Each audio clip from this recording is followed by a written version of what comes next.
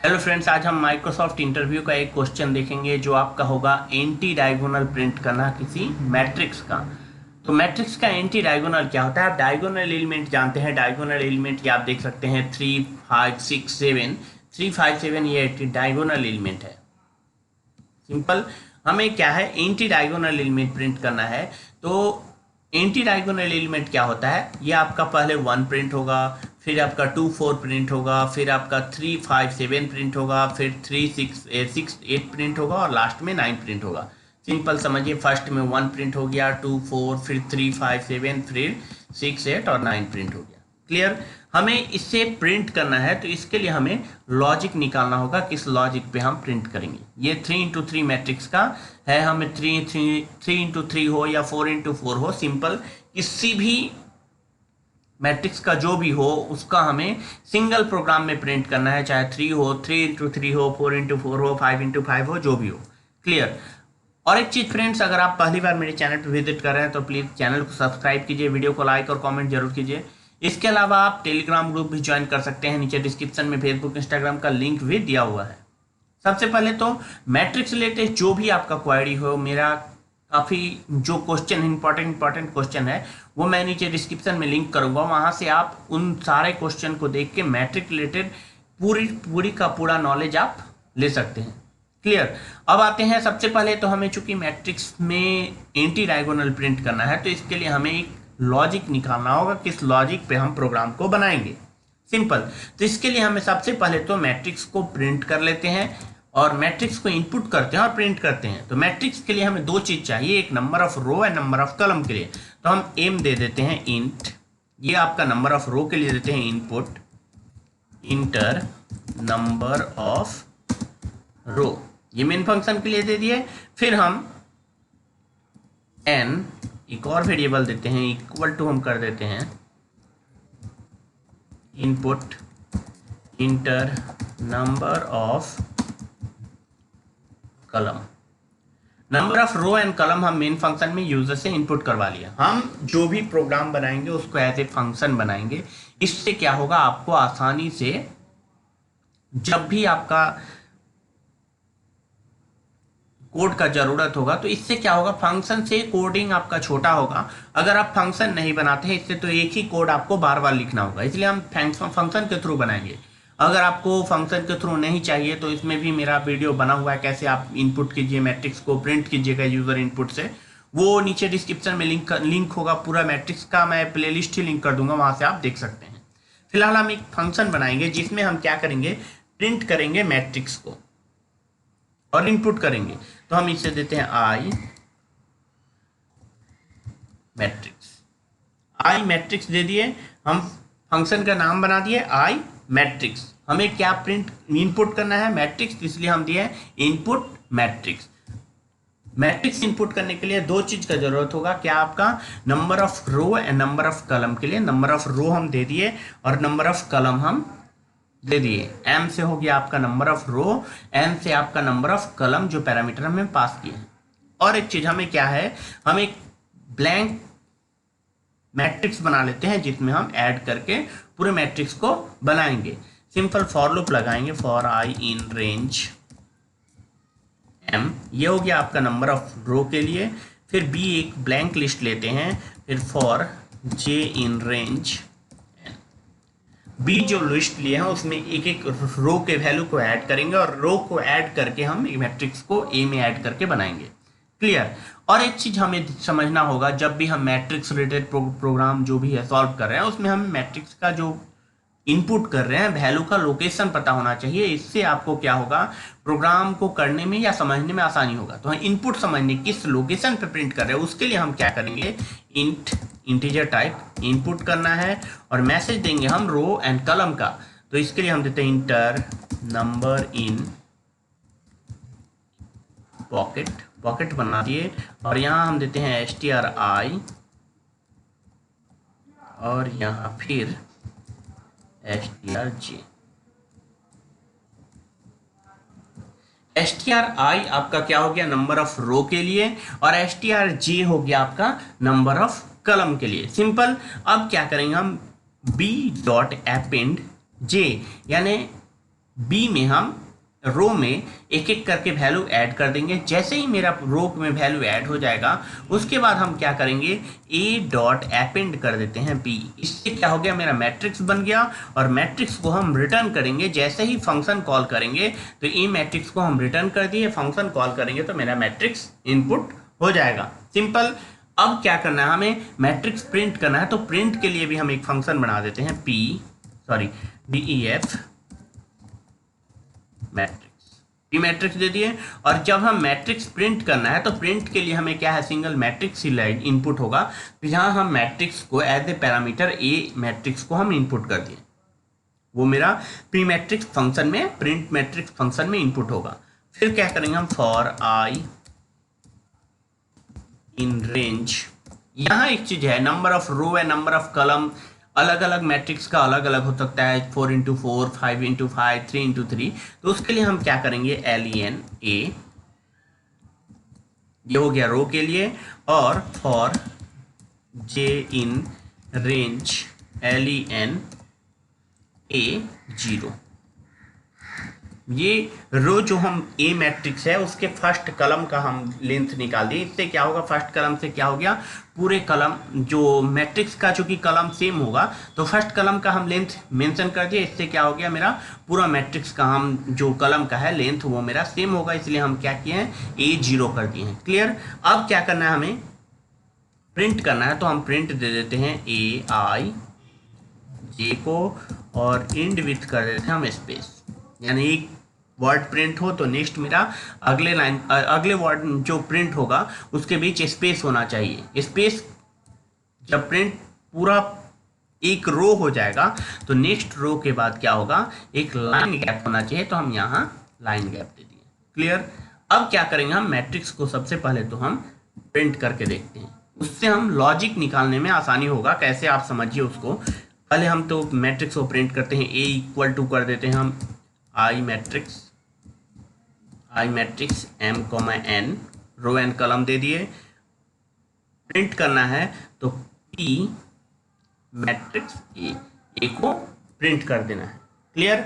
अब क्या करेंगे हम, सबसे पहले तो इसको हम रन करते हैं,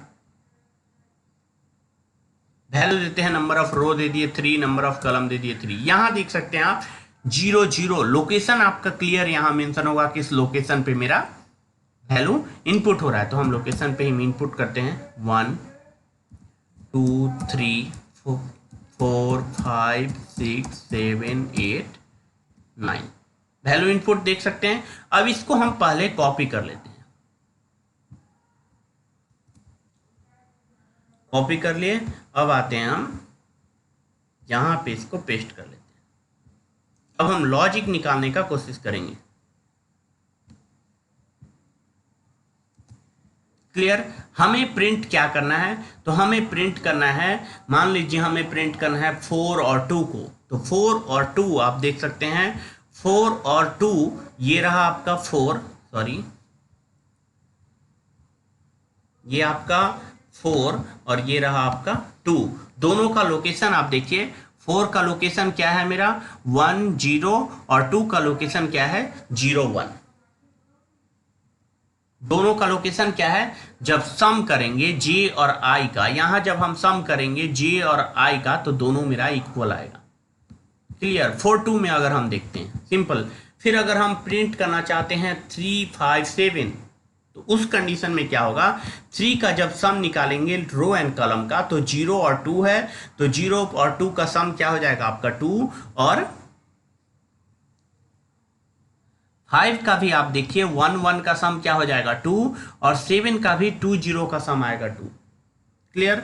और एक चीज हम यहां देख सकते हैं, जब भी हम मैट्रिक्स फॉर्मेशन कर रहे हैं तो कितना मेरा डायगोनल प्रिंट होगा। तो यहां आप काउंट करके देखिए 1 2 3 4 5। क्लियर। इसमें और एक चीज है, आप 4x4 से समझिए। 4x4 में आप देख सकते हैं, सिंपल यहाँ 4x4 ये डायगोनल प्रिंट हो रहा है। तो इसमें आप देख सकते हैं काउंट करके 1 2 3 4 5 6 7 है।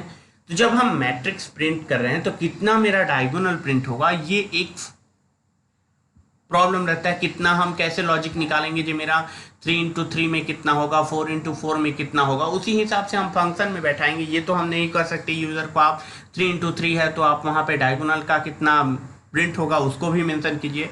तो उसके लिए हम सिंपल क्या करेंगे, एक लॉजिक बैठाएंगे,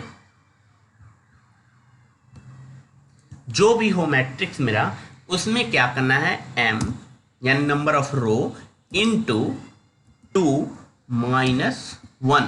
अब समझिए नंबर ऑफ रो यानी 3 into 3 है तो 3 into 2 6 हो गया, -1 यानी 5 हो जाएगा। तो यहां आप देख सकते हैं 3 into 3 का जो है नंबर ऑफ डायगोनल क्या हो जाएगा आपका 5 है। क्लियर। और 4 into 4 का क्या हो जाएगा, 4 into 2 -1 यानी 7 है। यहां देख सकते हैं आपका 7 है। क्लियर। तो एक लूप लगा देंगे हम जो कितना है 0 to 5 मूव करेगा, सॉरी 5 है चूंकि 0 to 4 मूव करेगा। और उसके बाद क्या करना है, हमें प्रिंट क्या करना है, जो सम इक्वल होना चाहिए, आई और जे का वैल्यू इक्वल किससे होना चाहिए, ये आप इससे समझिए। 1 का आपका क्या हो जाएगा, ये आपका 0 लोकेशन होगा। 2 और 4 का क्या हो जाएगा, आपका 1 हो जाएगा। फिर इसका आपका 3, 5, 7 का आपका सम क्या हो जाएगा, यहाँ आप देख सकते हैं 3, 2, 5 का 2 और 7 का 2 हो गया। फिर 8 और 6 का आप लोकेशन देखिए, 8 और 6 का क्या हो जाएगा, ये आपका 3 हो जाएगा, 3 हो जाएगा। और 9 का क्या हो जाएगा, आपका 4 हो जाएगा। 9 का जब हम सम निकालेंगे, 9 में आप देखिए 2 और 2 है तो ये आपका 4 हो जाएगा, सॉरी 4 हो जाएगा। अब क्या करना है, हमें सिंपल एक लूप लगाना है। लूप में क्या करना है, हमें 0 to लास्ट 4 तक यानी 5, चूंकि हम मेंशन मेरा कितना डायगोनल बनेगा 7, सॉरी m into 2 - 1 यानी 5 डायगोनल बनेगा। तो 5 डायगोनल क्या करना है, 0 से 5 टू मूव करना है यानी 4 तक मूव करना है। और सिंपल अगर सम इक्वल टू आता है मेरा, सम इक्वल टू आता है तो उस लूप के 0 फर्स्ट 0 का इक्वल आता है तो प्रिंट कीजिए, 1 का इक्वल आता है तो प्रिंट कीजिए, 2 का इक्वल आता है तो प्रिंट कीजिए, 3 का इक्वल आता है तो 4 का इक्वल आता है तो प्रिंट कीजिए। क्लियर। इसको समझने के लिए हम सिंपल पहले तो हम प्रोग्राम बना लेते हैं इसको। अब आते हैं, सबसे पहले हमें एक फॉर लूप लगा देते हैं, for i in range m into 2 - 1। Simple, जो यूजर इनपुट करेगा उसका m into 2 - 1। अगर आप फंक्शन के थ्रू बनाना चाहते हैं उसमें len a माइनस, सॉरी यहाँ पे हम कर देंगे, अगर आप फंक्शन के थ्रू बनाएंगे तो उस कंडीशन में len हो जाएगा आपका a length of a minus a into 2 - 1। हम यहाँ कर देते हैं मेन फंक्शन में ही बना देते हैं m into 2 - 1। ये लूप हो गया मेरा किसके लिए, सिंपल कितना बार मेरा लूप चलेगा और जो हम डायगोनल प्रिंट करेंगे उसको कंपेयर करने के लिए, यानी फर्स्ट टाइम 0 होगा, 1 होगा, फिर 2 होगा। जो सम वैल्यू हम यहाँ पे निकालना सीखे थे उस सम वैल्यू के लिए हम इसको लूप को लगाए हैं। अब क्या करेंगे, 2 और लूप हमें लगाना होगा किसके लिए, तो सिंपल मैट्रिक्स के लिए। तो हम 2 और लूप लगा देते हैं, for j in range m, ये मेरा हो गया किसके लिए, रो के लिए, और for k in range n, ये नंबर ऑफ कॉलम के लिए हो गया। अब यहां हमें सिंपल लॉजिक यही है, यहां हमें क्या कंडीशन लगाना है, if j + k equal to y अगर हो तब सिंपल आप प्रिंट कीजिए, इसको प्रिंट कीजिए। तो a j और k को, और उसके बाद क्या कीजिए आप इंड विथ कर दीजिए स्पेस के साथ इंड कर दीजिए। इंड करने के बाद सिंपल आप फॉर लूप में क्या करना है, हमें जैसे ही एक मेरा डायगोनल प्रिंट हो उसके बाद क्या करना है, नेक्स्ट डायगोनल के बाद जब प्रिंट हो तो उस समय क्या कीजिए आप स्पेस लगा, सॉरी एक लाइन नेक्स्ट लाइन में प्रिंट कीजिए। पहले हम इसको रन करके देख लेते हैं, फिर इस फॉर लूप को समझेंगे। 3 दे दिए, 3 दे देते हैं, 1 2 3 4 5 6 7 8 9, देख सकते हैं 1 2 4 फिर 3 5 6 फिर आपका 6 8 है और 9 है। जब इसको हम 3 इंटू 3 नहीं 4 इंटू 4 में अगर करना चाहते हैं तो सिंपल रो 4 दे देते हैं, 4 देते हैं। 1 2 3 4 5 6 7 8 9 10 11 12 13 14 15 और ये 16। तो ये मेरा पूरा जो एंटी डायगोनल है मेरा प्रिंट हो गया। लॉजिक क्लियर है। लॉजिक हमें क्या करना है, नंबर ऑफ जिस लोकेशन पे है रो और कॉलम का सम निकालेंगे, वो अगर मेरा इक्वल है तो एक सिंपल, और एक लूप लगा दिए हैं जो मेरा 0 to 4 मूव करेगा। और 4 को हम कैसे निकाले हैं, तो simple m into 10 m into 2 -1 clear 6 यानी 5 आया है, तो 0 to 4 है यानी 5 हो गया मेरा। और सिंपल 0 का इक्वल क्या हो जाएगा, 0 + 0 1 प्रिंट हो गया। फिर 2 1 का इक्वल, तो 1 का इक्वल क्या हो जाएगा, 2 और 4 दोनों का जब रो एंड कॉलम का सम निकालेंगे तो मेरा इक्वल आएगा। फिर 2 का इक्वल प्रिंट करना है, फिर 3 का इक्वल प्रिंट करना है, फिर 4 का इक्वल प्रिंट करना है। इस तरह हम आसानी से पूरा जो एंटी डायगोनल है उसको हम प्रिंट कर सकते हैं सिंपल लॉजिक के साथ। तो फ्रेंड्स, अगर आपको मेरा वीडियो पसंद आता है तो प्लीज़ चैनल को सब्सक्राइब करें, वीडियो को लाइक और कमेंट जरूर करें।